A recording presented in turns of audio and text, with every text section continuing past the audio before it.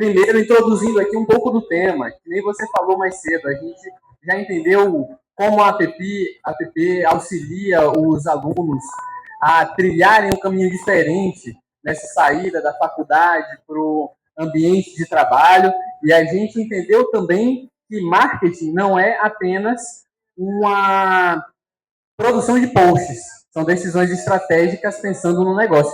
E agora a gente vai pensar, vamos receber aqui uma convidada muito especial para pensarmos juntos sobre Big Idea, que é a base de todas essas concepções do que a Michelle chamou de ativos de comunicação.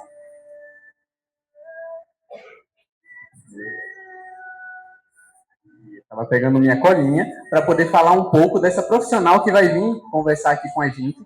Uma pessoa com um currículo fantástico, um repertório que com certeza vai agregar muito na nossa conversa. A gente convida para o palco Rebeca Miscou, estrategista de marca e cultura com mais de 10 anos de experiência, uma de suas passagens pela Embraer, especialista em comunicação integrada, comportamento humano e construção de confiança através de iniciativas autênticas. Rebeca, seja muito bem-vinda. Vamos. Bem-vinda, Rebeca. Vamos subir.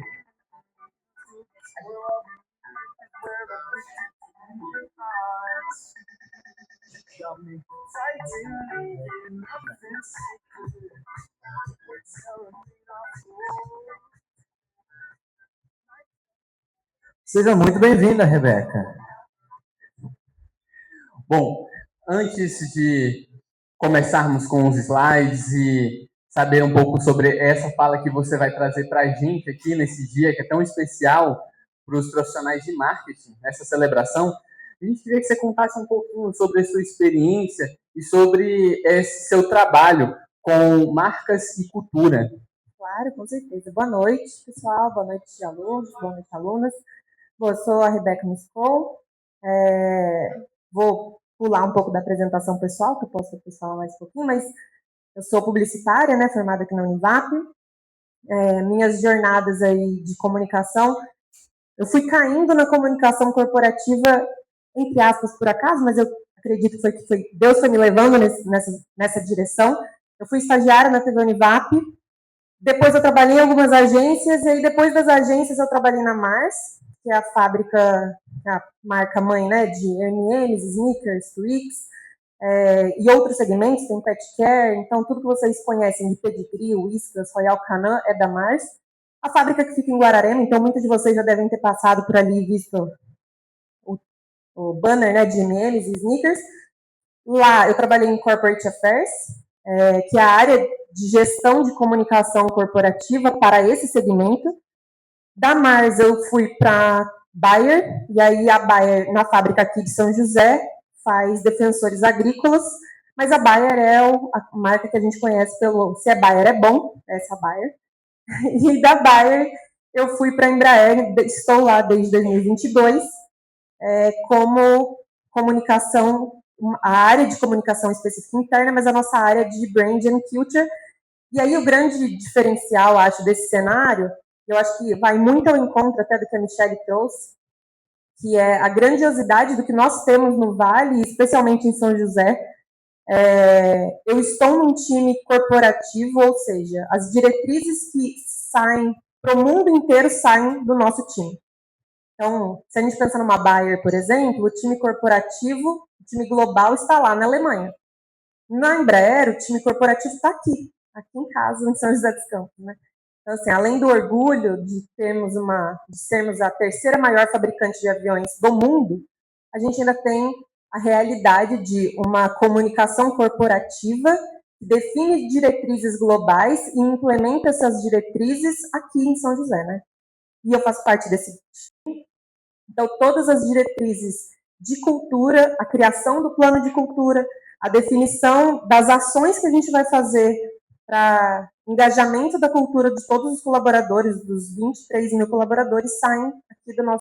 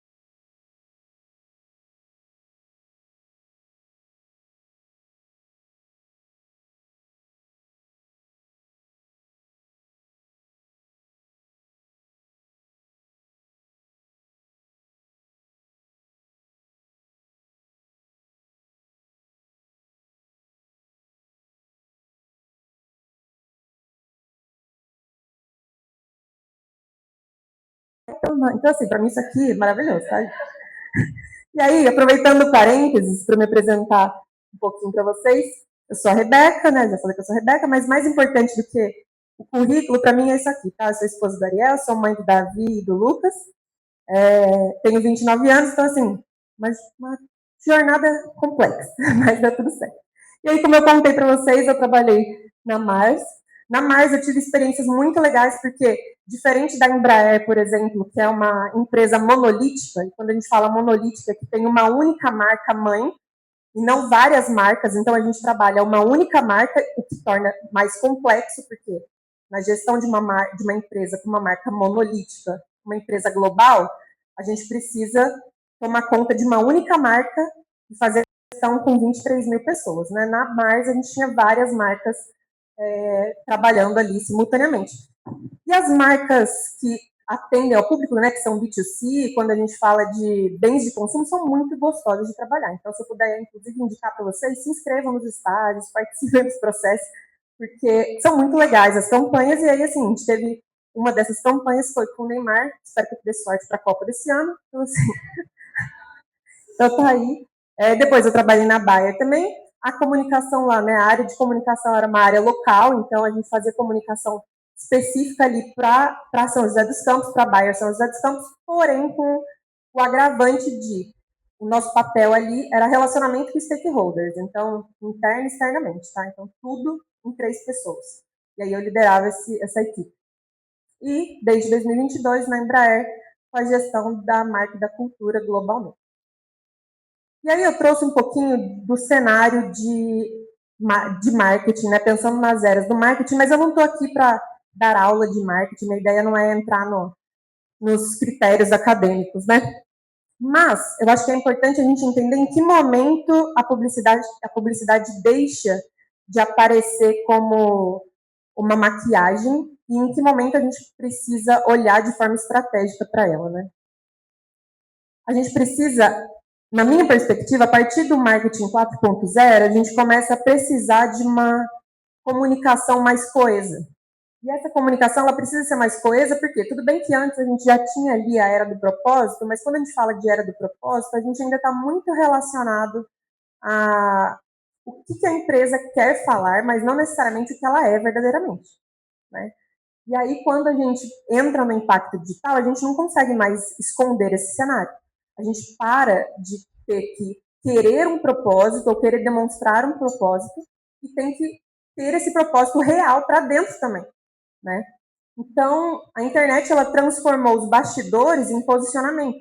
A gente não pode mais ter um bastidor de uma forma e um posicionamento externo completamente diferente. O que a gente faz para dentro, a gente tem que fazer para fora. Inclusive porque não existe essa barreira que a gente criou mentalmente, separando comunicação interna de comunicação externa. E aí eu trouxe 3 imagens aqui, eu queria ouvir de vocês, ou de vocês, o que vocês acham, o que elas têm em comum aqui?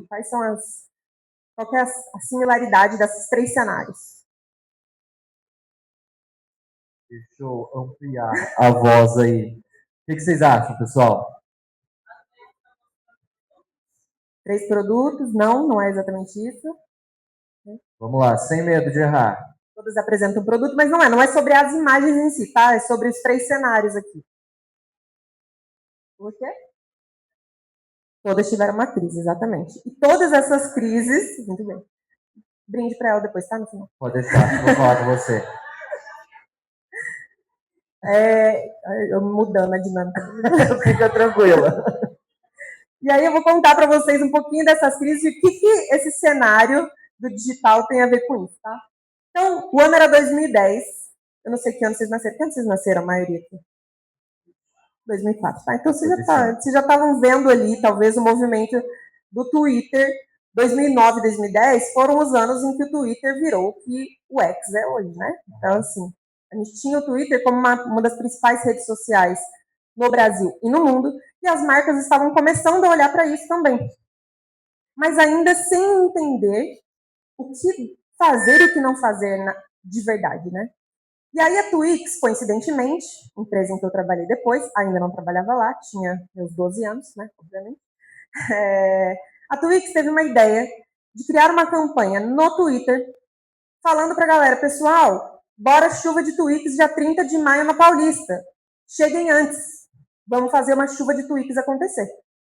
E aí, o Twitter virou um caos. Estaremos lá na Paulista dia 30 ou 31 de maio de 2010. E as pessoas foram. Mas o que aconteceu? Não teve chuva de tweets, teve chuva de papel picado. E meia dúzia de funcionários da agência tacando os tweets de cima para baixo. E aí, vocês imaginam como que os twitteiros ficaram nas origens do Twitter, né? Era a galera assim, ó, puta falta de sacanagem, entendeu? E aí, a campanha que nasceu da rede social termina na rede social da pior forma possível.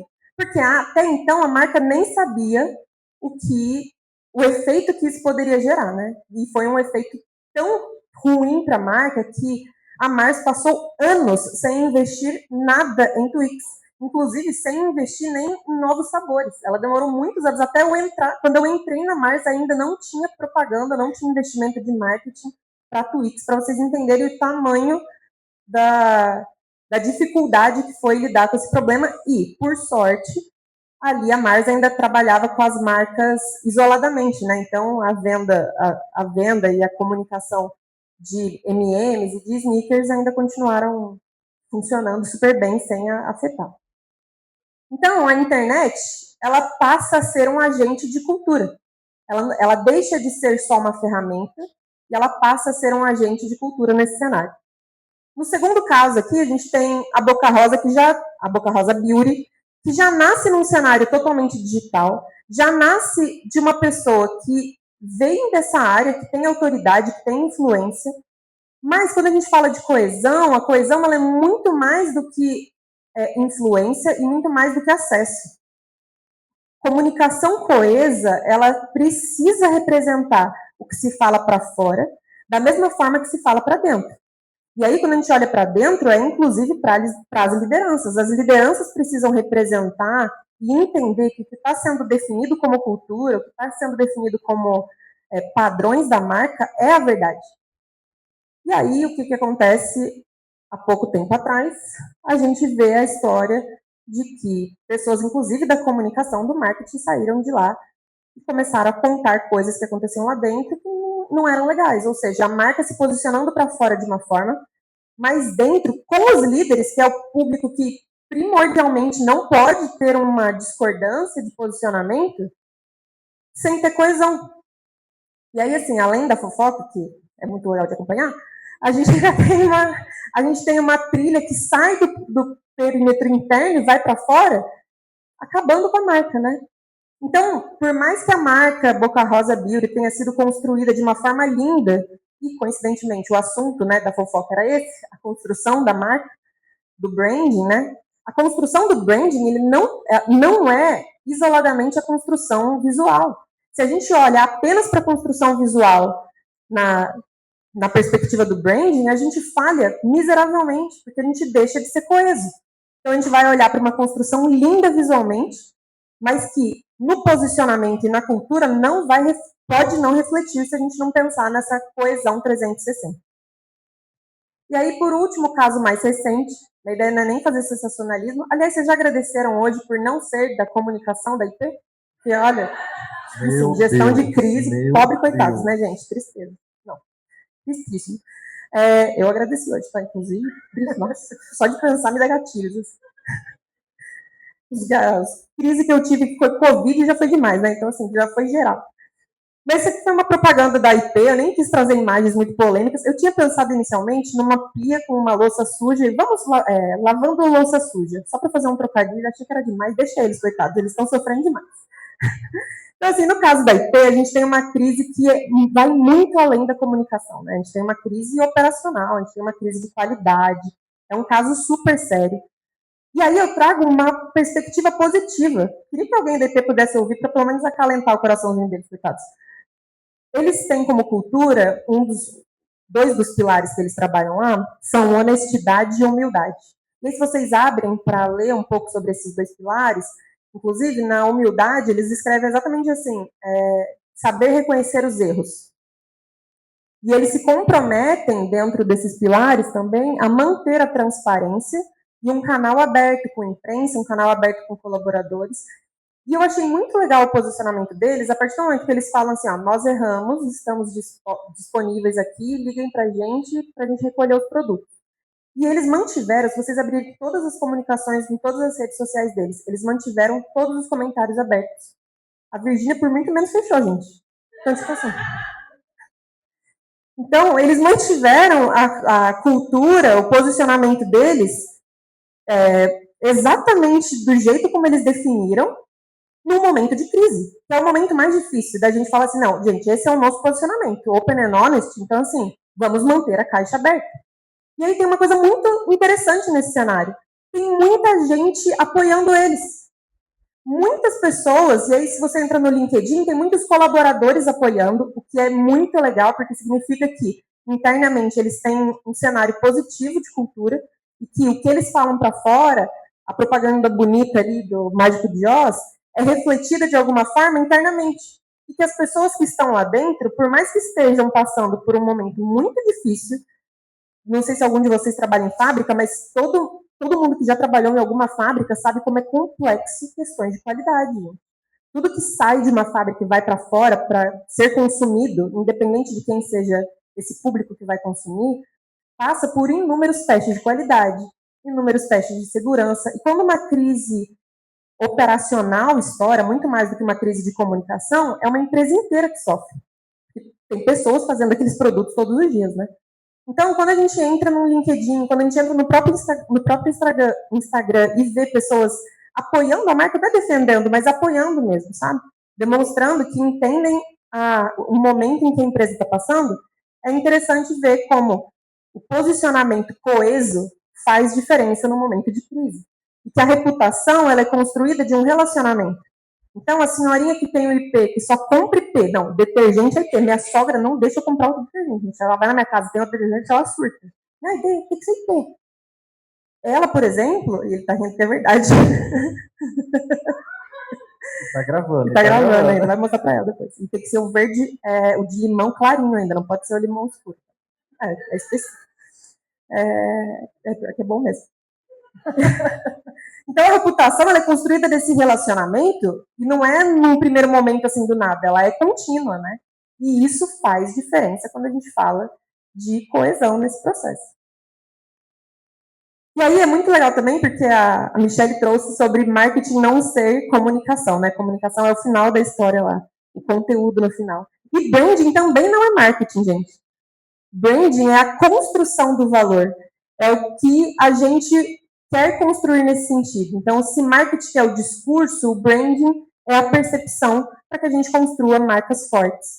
E marcas fortes, elas valem mais, elas atraem mais talentos, inclusive para o branding hoje a gente tem uma área específica de branding, que é o employer branding, que olha só para esse olhar de colaboradores. Então, como a minha empresa vai verdadeiramente ser atrativa para novos talentos? Como a minha empresa vai fazer alguém não querer ir para a Google, por exemplo, ele vai vir para a minha empresa? E a Google, pô, é muito mais legal de trabalhar na Google do que trabalhar numa fábrica. Então, é olhar para pessoas como centro. People centricity. A gente olha dentro do branding como pessoas como centro. E aí a gente tem ainda esse olhar específico para colaboradores pelo employer branding. Marcas fortes geram desejo. Então, para fora, da mesma forma, o branding vai gerar desejo para as pessoas. E vai manter uma comunidade. Então, o branding, quando ele é feito corretamente, ele tem coesão nessas mensagens, a gente ainda cria as love marks, né? E aí, até pensando de novo na IP, é muito fácil você ser uma love mark se você é a Coca-Cola, se você é o McDonald's, a Apple, pô, já nasce love mark já. Love mark. Agora, se você é IP, acho que até a IP tá surpresa que ela virou uma love mark aí das senhoras de casa, entendeu? Então, essa construção de um branding forte, coeso, cria marcas fortes que criam essas comunidades e que sobrevivem a crises. Então, quando as marcas fortes são construídas por meio de uma coesão na marca e na comunicação, elas sobrevivem a todas as crises. Talvez a Twix tenha sobrevivido muito tempo, porque inclusive ela ficou quieta, mas se ela não fosse forte como Mars, talvez ela não tivesse. Se ela fosse isolada, talvez ela não tivesse sobrevivido para frente. E aí eu trago um exemplo também super conhecido, que é o Don't Buy This Jacket, da Patagônia. Uma campanha conhecida também. E assim, além do fato de ter chamado muita atenção por ser um desincentivo à compra, né, uma anti-venda, a Patagônia, se não me engano, em 2011 fez essa campanha. Foi uma campanha até longa sobre não comprar os produtos dela. E a Patagônia, ela é uma marca totalmente voltada à sustentabilidade. E aí ela poderia usar isso como só um asset, né, uma característica de vendas. Tipo assim, somos uma empresa sustentável, pessoal. Comprem de nós porque somos sustentáveis, fazemos ações de voluntariado, doamos uma parte para a instituição tal. Mas a partir do momento que eles transformam isso em algo que afeta diretamente o caixa da empresa, do tipo, não compre. Se você está comprando por impulso, não compre. A gente não quer que você compre por impulso.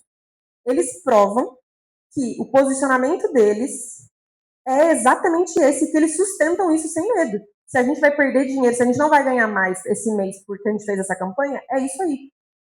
Então, eles sustentaram essa campanha. E aí eu coloquei essa imagem com o logo da Patagônia, na verdade, só para me lembrar aqui, metaforicamente, da montanha, que no Brasil a gente ainda tem uma montanha para ser percorrida nesse sentido. Lá no começo a gente fala sobre como a gente muda os ponteiros no Brasil, né? E essa montanha que a gente ainda está percorrendo no Brasil, de ainda não enxergar, até, como é que foi o termo que você usou, Michele? Foi síndrome de vira-lata? Não sei se, não foi do impostor, né? Mas a gente fala até que é do vira-lata mesmo, porque a gente não valoriza o que a gente tem no Brasil. Então a gente tem muito mais esse costume de apoiar marcas e empresas que estão fora, e aí quanto mais a gente vai nichando isso e fechando a bolha aqui, a gente olha para dentro de São José, a gente vê mais isso, né? Como a Michelle trouxe para a gente agora há pouco também. E num cenário Brasil, a mesma coisa. Então a gente valoriza muito mais o que está fora do que o que está aqui dentro, né? E aí, estratégia sem cultura vira só PowerPoint. Porque se a Patagônia tivesse criado uma estratégia, eles criaram lá uma estratégia linda de marketing, de comunicação, de galera, vamos falar para não vender. Só que eles não se alinharam com o time de estratégia, o time de estratégia de venda, o time de estratégia de produção. Normalmente essas empresas têm áreas de estratégia, e aí tem um representante de cada área, com CEO, com vice-presidentes, porque dali sai um plano estratégico da companhia. Qual que é o nosso plano de crescimento para a empresa? Nosso plano de crescimento até 2030 é crescer tantos milhões, tantos bilhões. Se o plano do marketing não estiver alinhado ao plano estratégico da empresa, ele vai ser só uma apresentação de PowerPoint. Então, ele precisa nascer, a estratégia do marketing precisa nascer da estratégia da empresa. Ela não pode ser isolada, e foi o que as primeiras meninas que estavam aqui, aliás, só mulheres, hein? Maravilhoso, amei, tá? Sensacional, né? Salva de palmas. Lindo, maravilhoso. Foi porque as primeiras meninas trouxeram muito, né, sobre dados, e é isso, cara. Se a comunicação cria estratégias da mente, não é estratégia, gente. É só PowerPoint. Então, precisa estar baseado em dados, e dados baseados nos dados da empresa. Né? Então, a gente olha para o plano estratégico da empresa e se direciona por meio dele. E a cultura, ela não precisa ser legal. Não necessariamente a cultura vai ser legalzona, vai ser colorida, vai ser super divertida. Ela precisa ser coerente. Ela precisa estar alinhada ao que a empresa representa. Ela precisa estar alinhada ao que a empresa faz. Não necessariamente ela vai ter um escorregador no meio do escritório. Aliás, a gente já viu vários casos de empresas com escorregadores que não sustentam o escorregador. Você vai ver a cultura, na verdade, ela não sustenta o escorregador. O escorregador está lá, mas não sustenta, né? E aí eu trago um outro, acho que é um dos últimos cases que eu trago aqui, que é uma empresa que tem olhado justamente para esse cenário digital da internet e entendido a cultura digital e entendido a cultura nacional também. Então, para criar a comunicação deles e a cultura de marketing deles, ali, a forma como eles vão falar, eles olham para dentro de casa. Então, eles olham para o que a internet tem, eles olham para o que o Brasil faz e fazem uma comunicação muito específica. Porque comportamento da marca é mais valioso do que o conteúdo em si. E, novamente, muito alinhado ao que a Michelle trouxe. Então, o comportamento de como a marca vai lidar, o que ela vai fazer, vale mais do que o post que ela está fazendo no final do dia.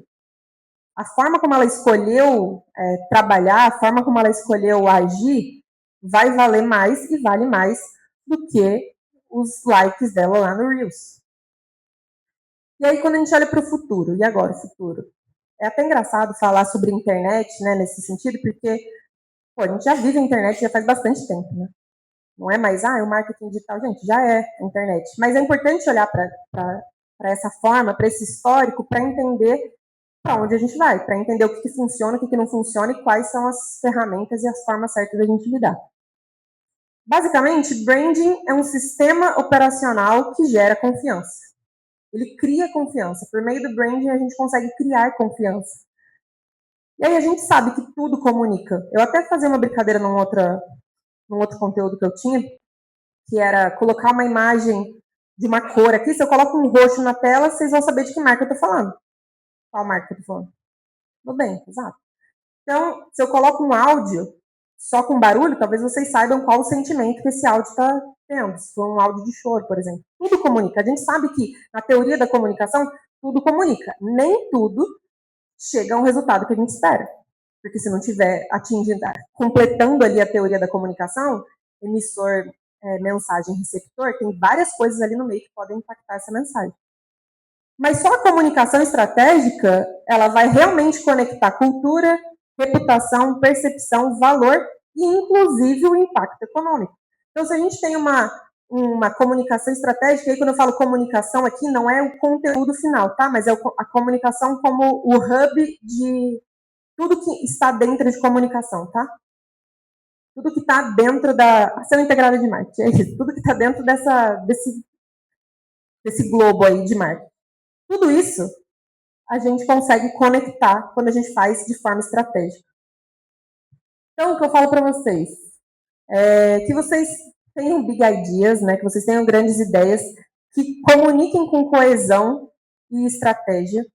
E mais do que isso, que nós, como comunicadores, vocês como muito próximos, né, publicitários, eu não sei se tem outros, se tem jornalistas, designers aqui, que vocês, uma coisa muito importante, a gente não conta só mais histórias. A gente faz mais do que isso. A gente conecta, a gente cria verdades, a gente trabalha com coesão e a gente cria verdades também. Então, que dentro desse cenário, e entendendo que ainda num cenário de Brasil, a gente ainda está longe do Brasil entender que comunicação estratégica, que marketing estratégico são importantes, que nós mudemos o ponteiro fazendo comunicação certa.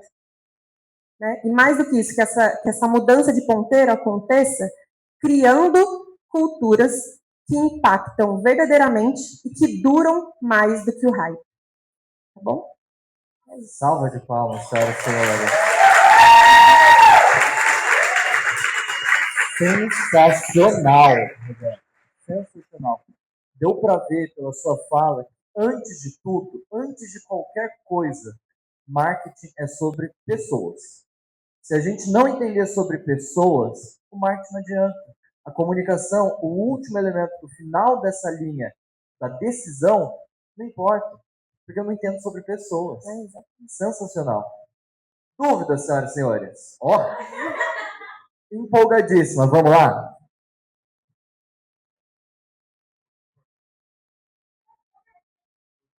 Oi, tudo bem? Oi. Meu nome é Bianca, eu sou jornalista, na verdade, e durante a sua palestra, algumas questões que você falou do branding, das marcas e tudo mais, me lembraram muito o que o governo federal tem feito nas redes sociais. E assim, eu já ouvi a opinião de vários jornalistas sobre isso, e muitas vezes opiniões que vão mais assim, diretamente para as questões de ética ou política, mas olhando de um ponto de vista realmente ali dessa conexão, dessa cultura e da linguagem que eles querem criar para o público brasileiro mesmo, né? Porque eu vejo que eles têm usado uma linguagem mais simples, têm usado muitos memes, coisas nas redes sociais, que é uma coisa da nossa linguagem. Como, assim, olhando para isso, você consegue imaginar o porquê, talvez, deles terem feito esse movimento? Eu acho que existe a brecha, né? Se existe a brecha, há uma oportunidade. Se ninguém está fazendo, é porque a oportunidade está aberta, entendeu? Se o governo, que é o governo, né, que talvez a maior instituição do país, provavelmente como instituição pública, né, olha para isso, é porque provavelmente eles têm dados que mostram que isso funciona. E que isso vai funcionar para a própria aceitação das pessoas em relação ao que está sendo proposto e o que está sendo feito pelo país. Basicamente, eu acho que é isso. Tá? O porquê disso está sendo feito, com certeza, é que a gente perdeu algumas chances nos últimos anos de... Quando a gente olha na perspectiva de marca e cultura, nós tivemos uma coisa muito interessante com a Covid, por exemplo. Eu gosto de usar esse exemplo. Que é, nós tivemos um inimigo comum. Todos os países tiveram um inimigo comum. Esse é o cenário que todo líder procura, ter um inimigo comum para ser na jornada do herói e o herói. E aí nós tivemos uma liderança que não olhou dessa forma, que falou assim, não, eu vou me aliar ao inimigo, entendeu? Então a gente tem uma brecha a gente tem uma brecha gigantesca aqui, vamos usar esse espaço de aproximar com o público, que é o público-alvo nesse caso, é olhar para pessoas como pessoas, a gente tem pessoas como pessoas, são, como é que a gente fala? Gente, as palavras às vezes... Tudo bem. Que eu estou pensando em eleitores, mas não é eleitores a palavra que eu quero, cidadãos, obrigada. Obrigada, Bianca, né? Se nesse caso o público são os cidadãos e eles falam de determinada forma, vamos falar como eles falam. Bom, entendeu? É isso. Não tem muito segredo, né? Agora, eu não sei a longo prazo quanto isso funciona para uma instituição governamental, tá? Eu acho que são perspectivas um pouco diferentes quando a gente olha para marcas de empresas e companhias e quando a gente olha para governo. Inclusive, para as próprias empresas, cada empresa vai ter que olhar para o seu próprio cenário e falar assim, isso funciona para mim, isso não funciona para mim. Na própria Embraer, por exemplo, a gente trabalha uma comunicação, a gente tem uma jornada de branding ainda sendo construída, né? Inclusive para trazer muito mais esse olhar para pessoas, um olhar people-centric, né, com pessoas centradas como centro, mas, de forma geral, mesmo assim, ainda tendo essa jornada, o cenário ainda é de um produto que não é para qualquer um comprar, entendeu? A gente está falando de um avião, a gente não precisa ter uma comunicação com memes, entendeu?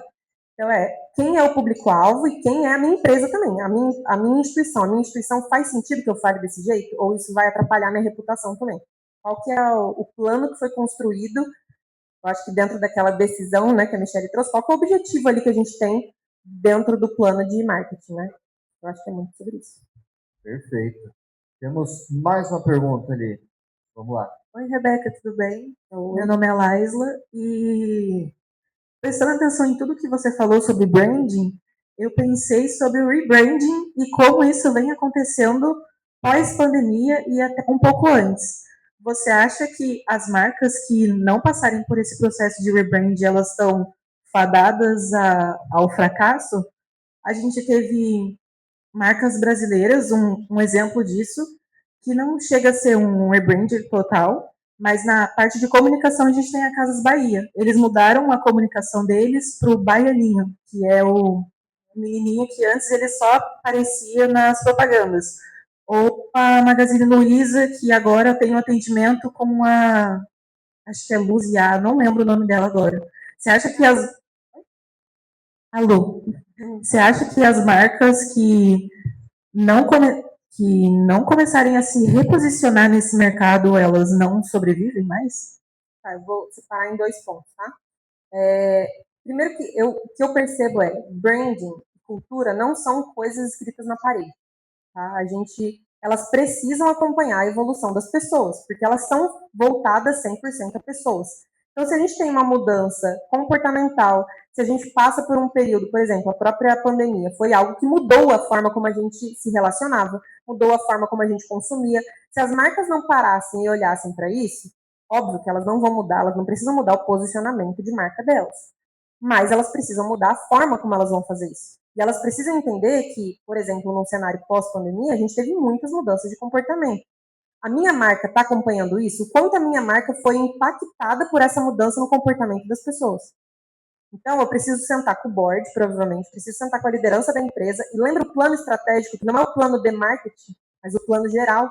Esse plano geral, que vai ter os dados ali, inclusive do time de dados, vai ter toda a liderança da empresa, CEO, etc., eles vão olhar para isso e falar assim, gente, estamos estagnados com crescimento estagnado. O que o time de estratégia, o time de dados trouxe para nós? Que é porque a gente não tem cliente. Então, se a gente não tem cliente, é porque a gente não está falando com esse cliente. Então, talvez a gente precise mudar o nosso posicionamento. Ou então, a gente não está conseguindo contratar ninguém. A gente está sem talentos novos entrando na empresa. A gente não consegue encontrar produto, fornecedor. Então, todas essas questões são discutidas e entendidas sobre precisamos passar por um rebranding, a marca evoluiu, a gente parou no passado, ou então as nossas pessoas estão indo muito mais rápido do que a gente, então a gente precisa parar e estudar a marca. E eu acho que o outro ponto que você trouxe sobre, não foi exatamente isso que você falou, né? Mas que você perguntou sobre as IAs, né? Sobre o personagem, né? Que eu acho que é um segundo ponto, não era exatamente a pergunta, mas acho que é interessante falar. Eu zero vejo obrigatório, tá? Assim, acho que tem que fazer sentido para a marca. Se todo mundo passa a fazer a mesma coisa, a gente cai no mesmo erro de sempre, que é fazer a mesma coisa que todo mundo. Foi o que eu falei, se a gente tem uma brecha, a gente tem uma oportunidade. Se a gente tem um espaço que já está consumido, para que a gente vai entrar num lugar que já está, a não ser que faça muito sentido, né?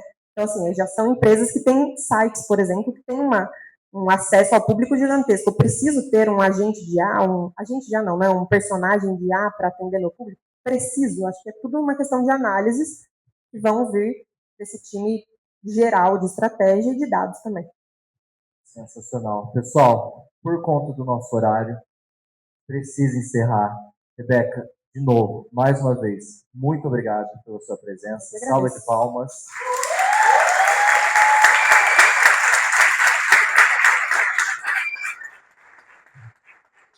E por fim, mas não menos importante,